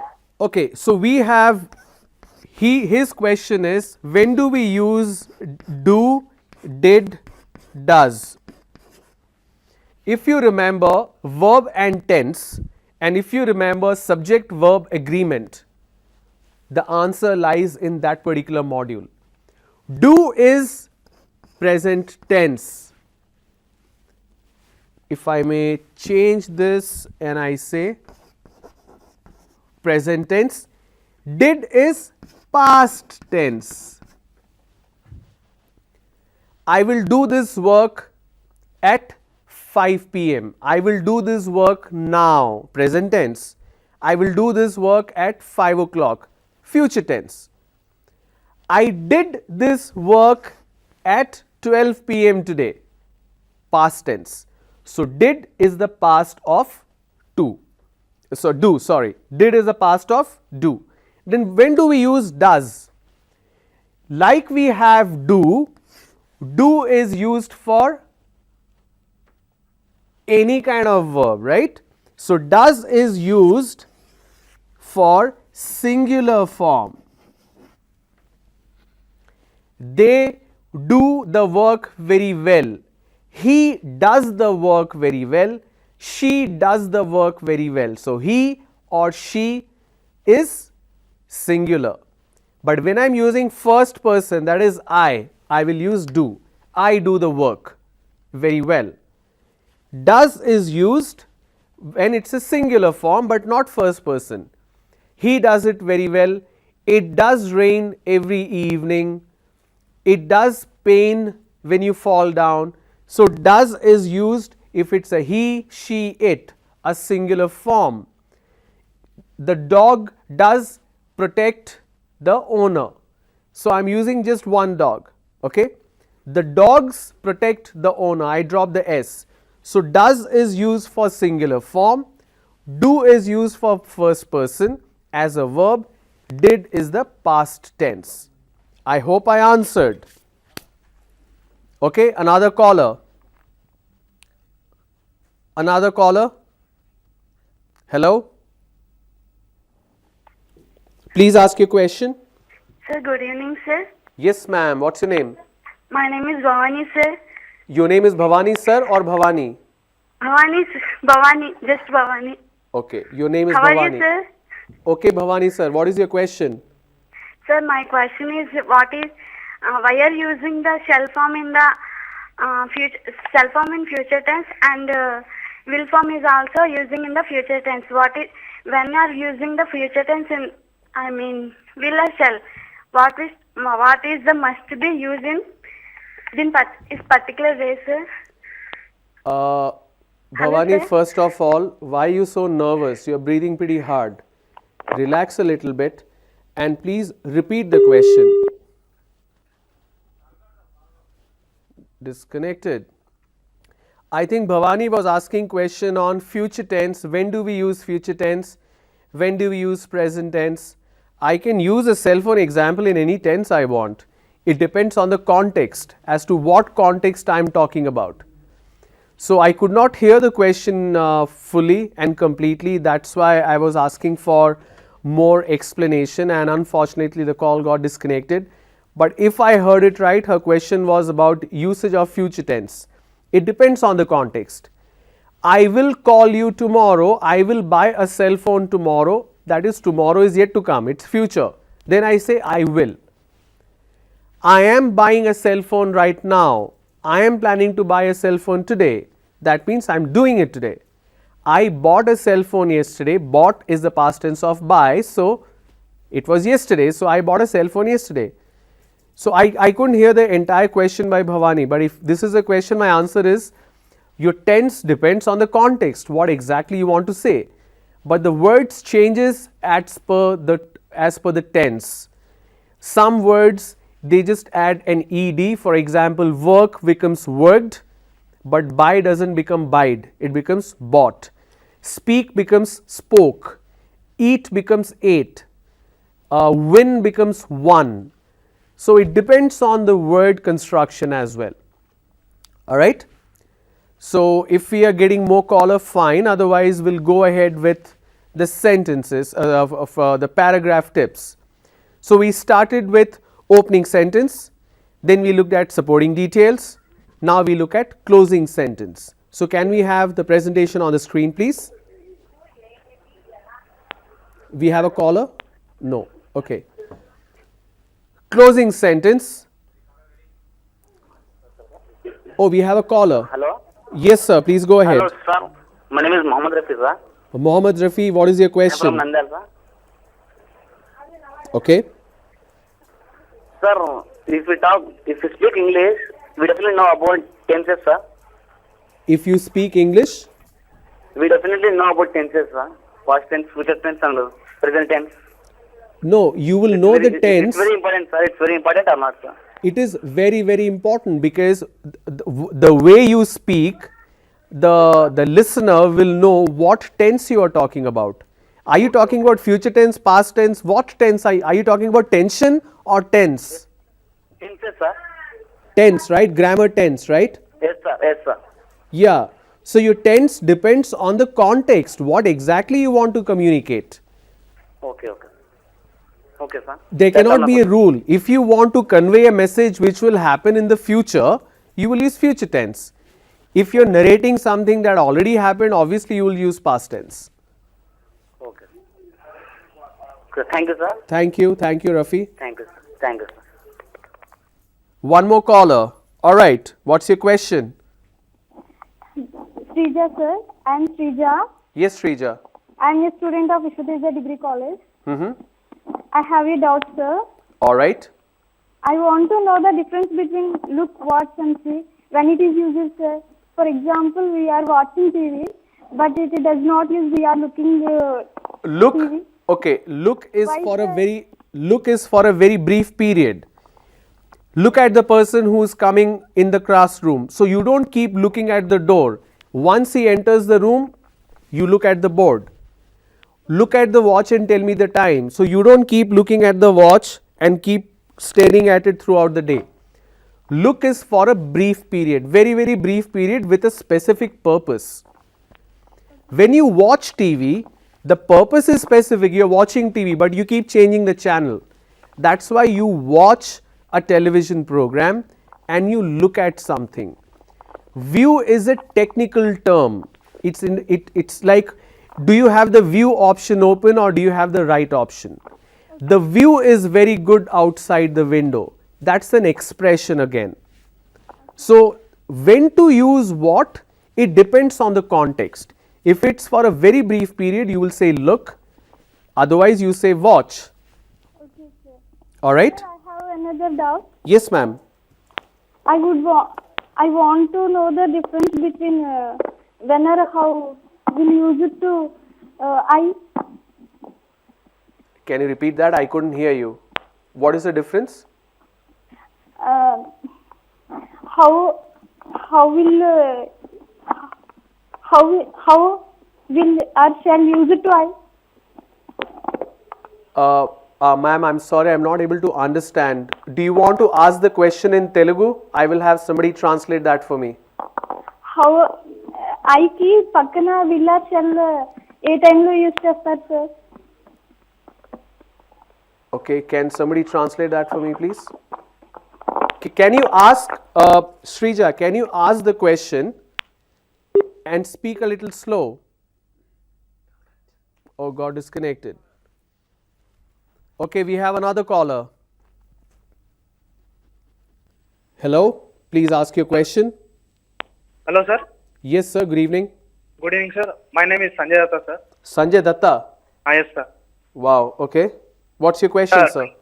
My question is, what is the major difference between British English and American English, sir? What is the major difference between British English and American English? Any other question you have? And that's it, sir. Only one thing question. Okay, all right, I will answer.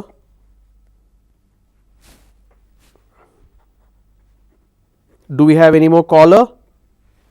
No caller? Okay. Okay, British English versus American English. In order to answer this, I need to tell you a quick information like a story. English obviously originated United Kingdom British English is considered a universal English which is spoken across the globe.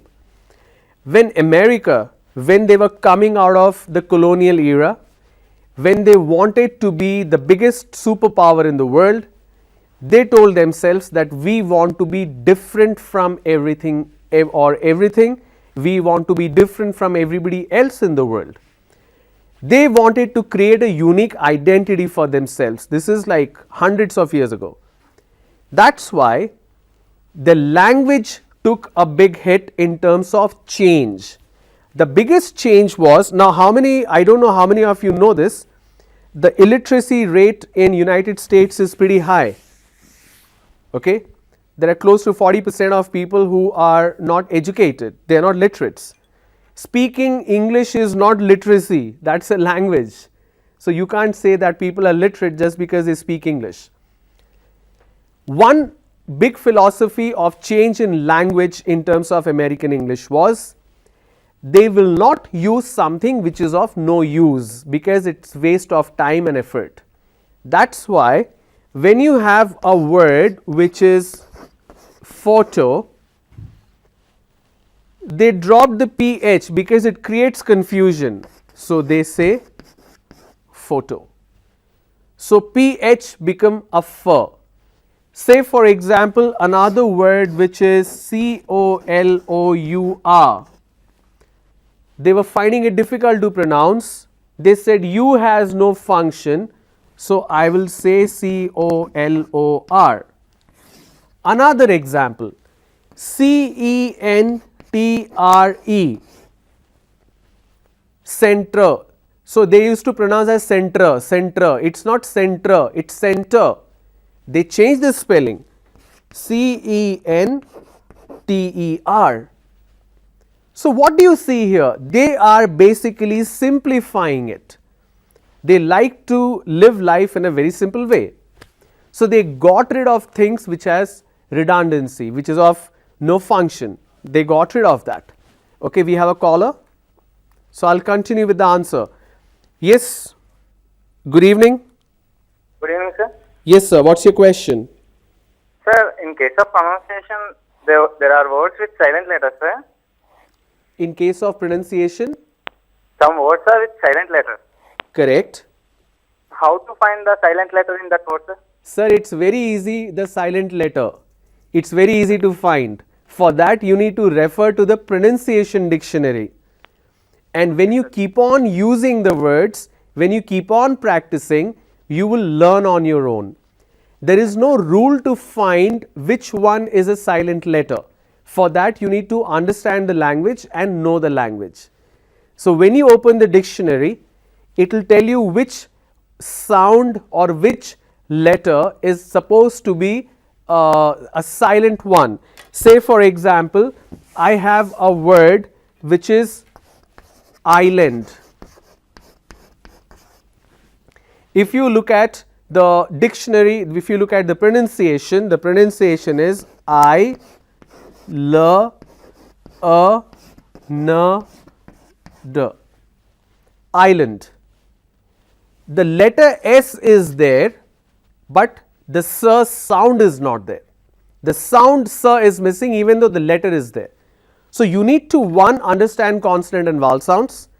Number two, you should be able to look for the particular word and decode the pronunciation. There cannot be a rule to identify which one is a missing sound. There cannot be a rule. There is no set way to find it out. Okay, we have another caller. All right, please go ahead. Yes, what's your question? What is your question? Good evening. Good evening, sir. How are you, sir? I am doing good, sir. What's your question, sir? Sir, you said now only question is there now. Some paragraph. Hello, sir? Sir, I'm sorry, I could not understand. Can you repeat that for me? Sir, we are going, you said about the paragraph now, sir. How do we have to write a paragraph? How do we write a paragraph? Okay, yes. You told now, do we have to keep main heading or not, sir? Do you have to keep what? Main heading. Main heading. Mm. Okay. You should not be writing the main heading.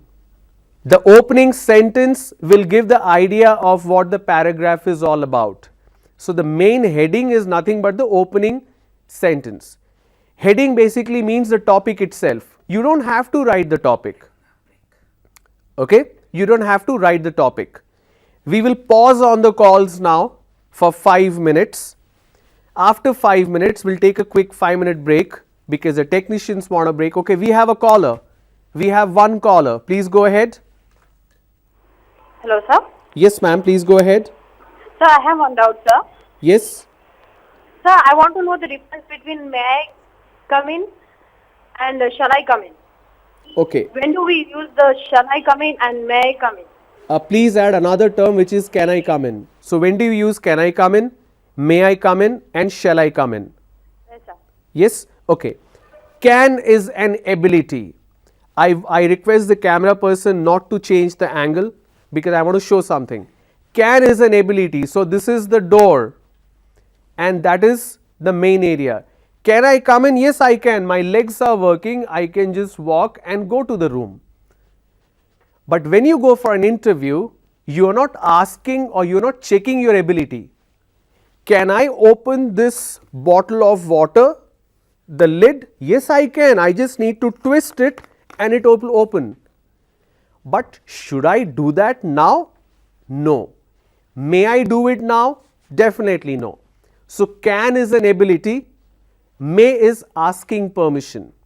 Shall is also asking permission. Shall I go home? That means I should be going home now, so shall I go? May is seeking permission. May is more formal, may is more courteous, where you are asking for permission. May I come in please? Shall I come in means you will anyways come, but can I come in now? So shall is considered where the compulsion is there, you will anyways want to come in, but may is where you are leaving the choice to the person. And may is considered more formal, more polite and more courteous. So may is seeking permission, can is talking about ability and shall is also seeking permission but not in a very polite and formal way. I hope I answered. So we'll pause for 5 minutes. We'll pause for 5 minutes. The technicians also need a little break, right? So go have a tea and come. Once we are back, I will answer the question on American English and British English difference. After that, I'll talk about the closing part of the paragraph and then I will open up for questions. All right. Thank you. We'll see you in 5 minutes, please.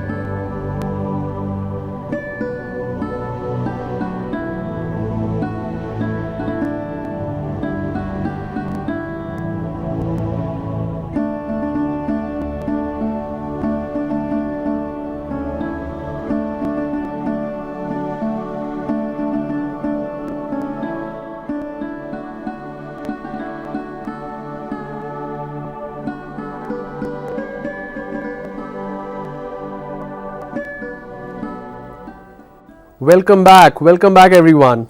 We had a quick break, the last break. So the lines are still open for you to ask questions. So please do call and ask your questions. Now before that, I was answering about the difference between British English and American English. So like I told you, British English is the accurate English in terms of grammar and also in terms of pronunciation and also in terms of spelling. But American English changed. Now wherever you go, pretty much there is an Americanization in everything, in terms of education, in terms of food, in terms of clothes, in terms of fashion, in terms of technology. There is America everywhere. The same influence has happened on the language as well. In terms of pronunciation, an American pronunciation is slightly different. For example, if I have the word semi, American pronunciation is not semi, it's semi. They pronounce semi as semi. If I have a word which is truck, here I am talking about meaning of the words now. If I have the word truck, in India or in British, a lorry is called a truck, right? But in America, an SUV is called a truck. What we have as a SUV here, like Tata Sumo, or those small trucks where there is a cabin and there is a space behind to keep a lot of stuff, that is called a truck. The truck in American English is called a semi, or they just call it semi. A semi means a truck, a big truck which has 6 wheels, 3 axles. So the word also changes. One important thing which American English has done, it has glorified some of the words, some of the positions. What do I mean by glorifying a word or a position? Say for example, I have the word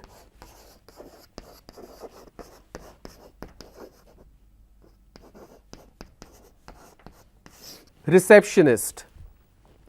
A receptionist is a person who is sitting at the reception and receiving guests, making entry, sending them to the right place in the organization, in the office or whatever. But in American English, this word reception is replaced by FCO, first contact officer, because that's the first person you meet in the office. So receptionist, they change the title to first contact officer. A person who is a head of a prison, he is called a jailer, right? In India we call him a jailer. But in American English, the word jailer is not used. They use as a correctional center. Correctional center is used because a prison or a jail is called a correction center or correctional center. So correctional center is for jail, correctional officer is a jailer. So correctional officer is jailer, correctional center is a jail. Like the word dustbin, we use the word dustbin, right? We put all the garbage like paper and all that, we put it in the dustbin. But in American English, the dustbin words are not used, they use a trash can. So a trash can basically means a dustbin. So likewise, there are many words where the words are replaced with completely different words. It conveys a very different meaning. I am wearing a watch. What do you call this black part? I am wearing a watch, this is the dial. What do you call this black part? In India, most of us call it as a belt. But if you go to America and you say belt, they will think I am talking about the belt which I am wearing on my trouser. So this belt, they mistake. It's not a belt.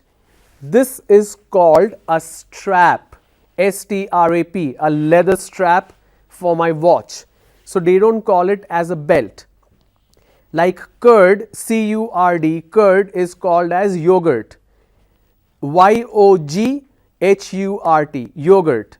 Yogurt basically means a curd which is sweet. They don't understand what is a curd.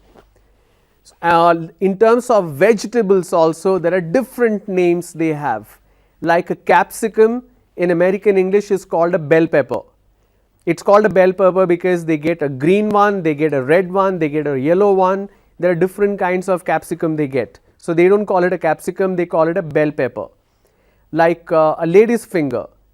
In Telugu, I think you call it a bendekai or something, right? So bendekai. So it's in English we call it a lady's finger, but in America it's called an okra. OKRA, okra. In terms of cauliflower, there is a green one which is called a broccoli. So different names have originated because of different influences. The main difference is because of they wanted to be different from everybody else in the world. That's why they created different words and different pronunciation also. I had given the example of schedule. British English we say schedule, American English it is schedule, but in India we say schedule, which means we use half of British English and half of American English. For example, mad, MAD, this person is mad. This person is mad means he has a mental problem. That is as per British English, Indian English. In American English, a person who has a mental problem, he is called a crazy person, CRAZY, crazy. In American English, mad means being angry. I am really mad that there is no AC in the room. I am really mad that my voice is not audible. I am really mad that you guys are not doing the assignment. Mad in American English means being angry. So when you have a speaker from different regions, you also need to understand what exactly they mean by that. It's because of culture, it's because of geography, how the language changes. Okay. So I hope I answered the difference between British English and American English. The differences are in terms of usage of words, in terms of pronunciation as well. So if there are more callers, if you have questions, you can still call and ask question. Meanwhile, I will continue with what I was doing in terms of paragraph writing. So we did opening sentence, we did supporting details, and now we'll talk about closing sentence. So in terms of closing sentence, let's have the slide on the screen please. A closing sentence, what do we mean by closing sentence? A closing sentence is the last sentence in the paragraph or in a paragraph. Can we have the slide on the screen please? The slide on the screen. There you go. A closing sentence is the last sentence in a paragraph. What is the function? It restates the main idea of the paragraph. The main idea of the paragraph was in the beginning. It will come in the end as well because you are restating it. You are redefining the main idea of the paragraph. How do I write it? Restate the main idea of the paragraph using different words. Different words means paraphrasing. You are basically paraphrasing the topic. Paraphrasing means using different set of words to express the same meaning. The same example I am giving you. If you look at the first sentence, it says there are 3 reasons why Canada is one of the best countries in the world. What are those 3 reasons? That was the supporting detail. And the closing is, as a result, Canada is a desirable place to live. A closing sentence is nothing but the conclusion. When you conclude, you are basically saying the paragraph is coming to an end. So let's read the paragraph again. There are 3 reasons why Canada is one of the best countries in the world. First, Canada has an excellent healthcare system. All Canadians have access to medical service at a reasonable price. Okay, we have callers.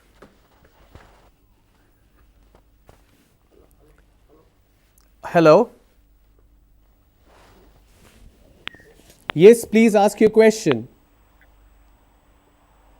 Hello. Yes, Good ma'am. afternoon, sir. Good afternoon, ma'am. What is your question, ma'am? Can you explain in prepositions where we particularly use prepositions in a paragraph?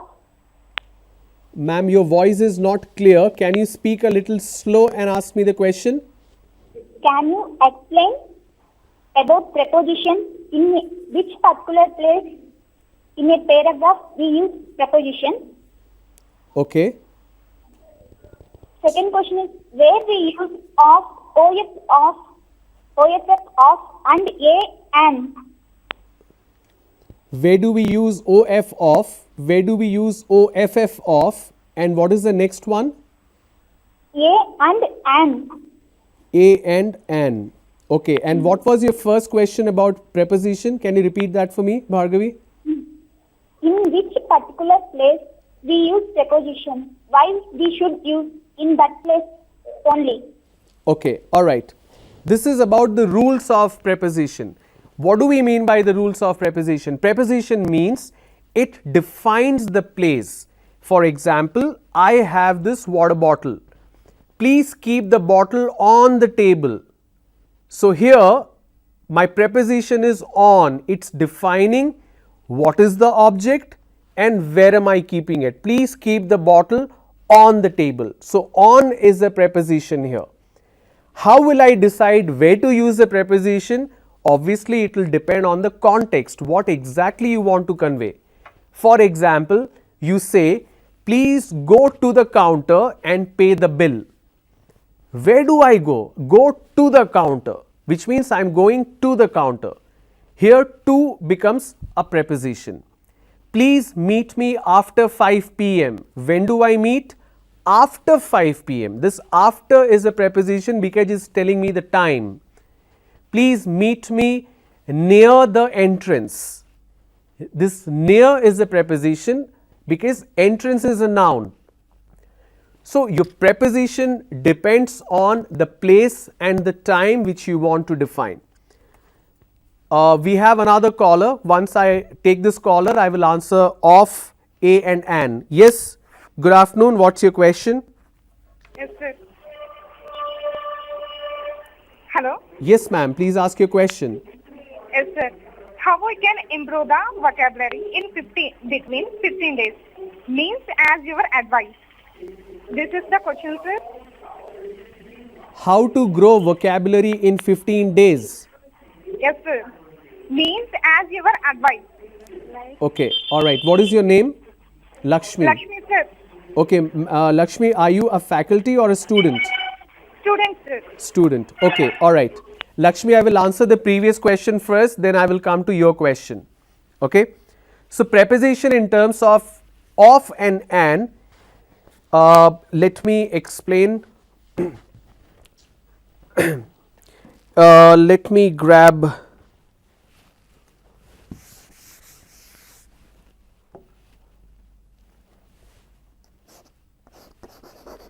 this is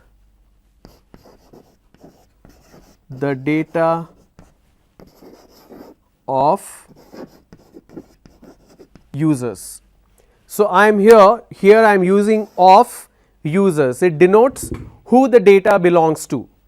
This is the data of the users. When do we use OFF?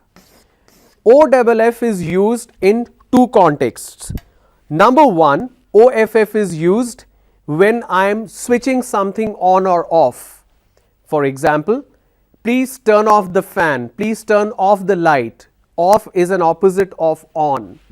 But off also means in terms of action, in terms of preposition. For example, please bring the suitcase off the loft. L-O-F-T, loft means in your apartment you have a small platform with a 1 foot difference with the ceiling, right, where you keep all your suitcase and all that. So that is a loft, L-O-F-T, loft. Can you please bring the suitcase down off the loft? Off the loft, here I will use off because it's coming away from it. Okay. So OFF, off, is used in terms of preposition in a very physical term. OF is again used in different contexts. So I cannot define when do we use it. It completely depends on the context. For example, I was riding my bike. I fell down because I went off the road. I went off track, which means away. So that is the difference of OFF and OF. A and an are generic article. You use A in front of consonant sounds and in front of vowel sounds. We have a caller. Hello. Hello. Yes. Yes, ma'am. Please ask your question. Sir, I have a doubt between center and center, sir. Can you please tell the usage of it, sir? Sure, I will just do that. Any other question, ma'am? Sir, actually, you have told us diphthongs and vowel sounds, no, sir. Yes. Without knowing how to pronounce it, how can we write, sir, the sounds of words, those words? Okay. You need to practice. Without knowing the sound, you can still write. But you need to know the sound to pronounce. If you want to speak properly, you need to learn. How do you learn? Look up the word in the dictionary. In right next to the word, the pronunciation pattern will be listed in the dictionary, or go to google.com, enter the word, go to dictionary.com or merriam-webster.com. You will have a speaker icon. Click on the speaker icon, it will tell you how to pronounce. You can do that on your phone as well. In order to pronounce accurately, you need to know the word and know the root of it. A dictionary.com or online tools will surely help you to pronounce it correctly. The second way is to speak more often and listen to a lot of people and how they pronounce the words. That's the best way of learning. Difference between CENTRE and CENTER. Only difference is TRE is British English, TER is American English. Otherwise, meaning wise, there is no difference whatsoever. It doesn't have any difference. Both are fine. CENTRE is British English, CENTER is American English. One person asked me the question, how to improve vocabulary in 15 days? The good news is you don't need 15 days. You need less than that. Probably 10 days you can pick up on vocabulary. Rule number 1, please read. Read paragraphs, read passages, read articles. If you come across a word which you don't know the meaning, find out the meaning. I will give you a very simple tips how to do that. 15 days is a pretty long time. You can do it in 10 days. I am reading a paragraph. While I am reading the paragraph, I come across a word, and that word is, I just gave the example, which is loft. Loft is like a platform closer to the ceiling.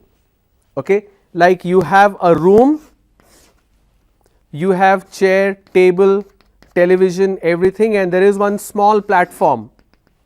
It's just 1 feet wide. You keep all your suitcase and everything there. So this portion is called a loft. I don't know what you call that in Telugu. So you came across this word while reading a paragraph. Now what do? You go back, you find out the meaning. Now that you know the meaning of the word, write 4-5 sentences using the word loft. Now you will know the context, you will also know the usage of it. You should know the context and usage when you have similar words, where you have more synonyms. A quick example is mandatory or compulsory or surely or definitely.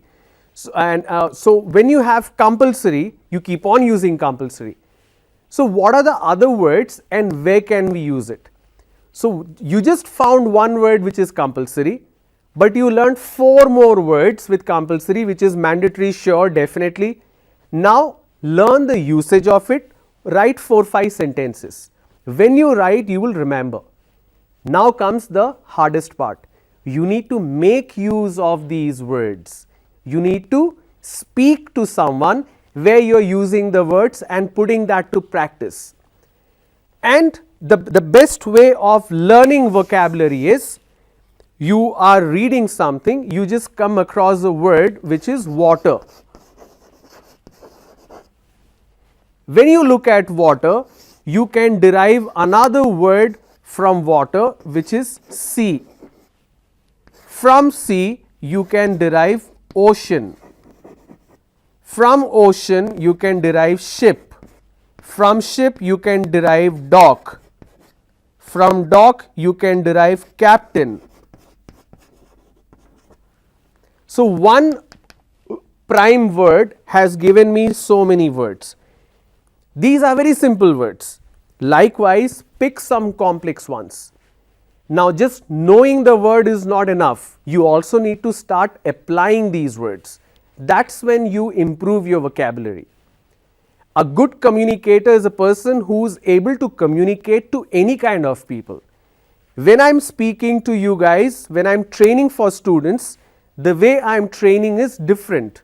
But when I'm doing a corporate training, my training will be different. I will not explain how to build vocabulary like this. For corporate also I do communication skills, but I don't teach them simple words. There I train a little complex where I talk about different kind of languages used in different contexts. That is because my audience is different, I need to change my style. I am able to do that because I worked on my vocabulary. So 15 days is a long time to work on your vocabulary. Please, number one, read, take down the words which you don't understand. These words could be complex words which you never heard, or easy words which you have heard but you don't know the meaning.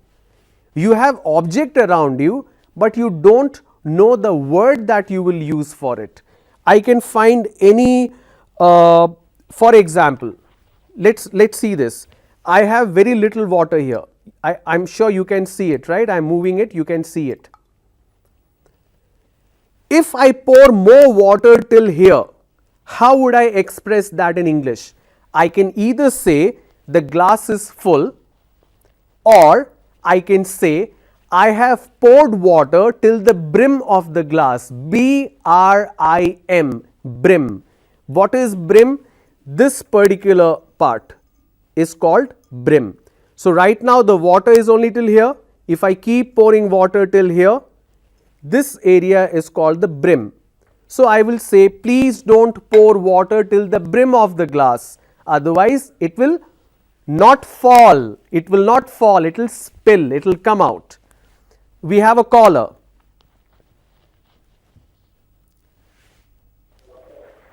We have a caller. Hello sir, this is Manikanta. Yes, Manikanta. Cheppandi. How to be our body language while in interviews? Okay, thank you, Manikanta. Where are you calling from? West Godavari? West Godavari. Okay. And what is the name of your college? Vesodeja Degree College, Penugondan. Alright. Manikanta, the good news for you is I will conduct a dedicated session on interviews in a day or two.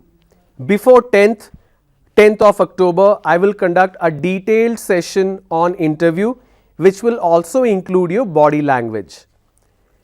But if I have to give you small little tips in terms of body language, rule number one, always stand straight. So I am standing straight right now. I can't stand like this. Okay, imagine if I am standing like this and giving you training, obviously you won't like it.